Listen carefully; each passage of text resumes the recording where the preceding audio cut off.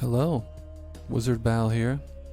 So let's look at my Arms Warrior talents and I'll explain why I chose them.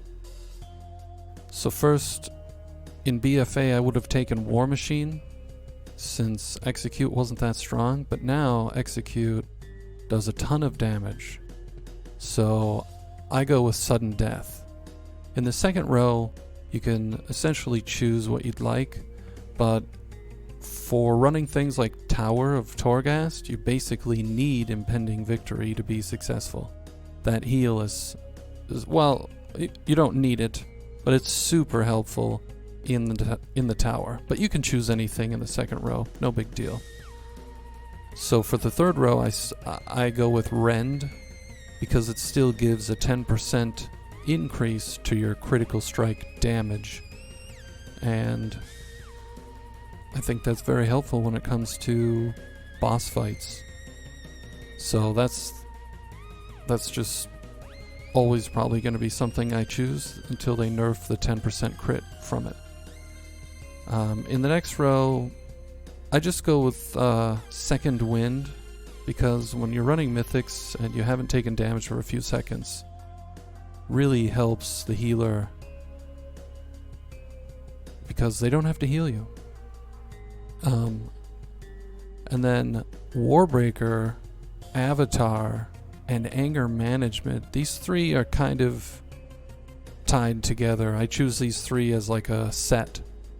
Warbreaker gives me really nice AoE damage increase, and it puts a bleed on everything.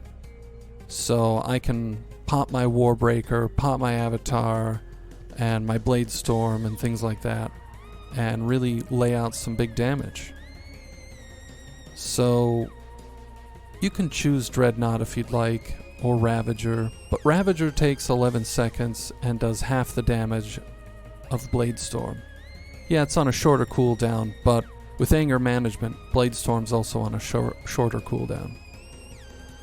For single target boss DPS, you'll start with a Ren and an Overpower, one of these two or both, and then follow with a Warbreaker, Mortal Strike. And you're definitely going to want to keep that rotation in mind pretty much every time for single target. And here, when you get rooted, you just Blade Storm out.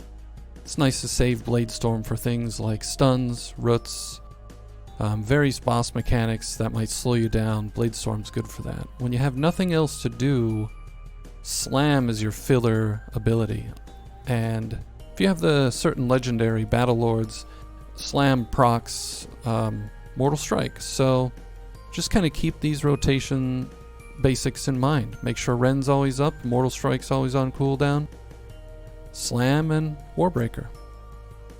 When it comes to a boss that has adds, if they're not with him right away, then go ahead and just use your abilities, your Warbreaker and whatnot right away. But as the ads spawn, I'll use Sweeping Strikes so I can hit this ad and the boss. And once all of the other ads kind of group up a little more, that frees me up to use Blade Storm, which will then let me cleave all the ads. And this is pretty much it. That's kind of how you're gonna deal with bosses with ads. I mean, it's very similar to single target. Just make sure that you save your certain abilities for the correct timing. So to maximize your AoE damage is pretty simple. You just want to get in there, Warbreaker, make sure it hits everybody, don't die, and then Avatar and Blade Storm, these three in that order, and you can see 8,000, 8.8. It's just so much damage, and it's only going to get stronger as the expansion goes on. So there you have it. That's essentially how to be an Arms Warrior here in 9.0.2.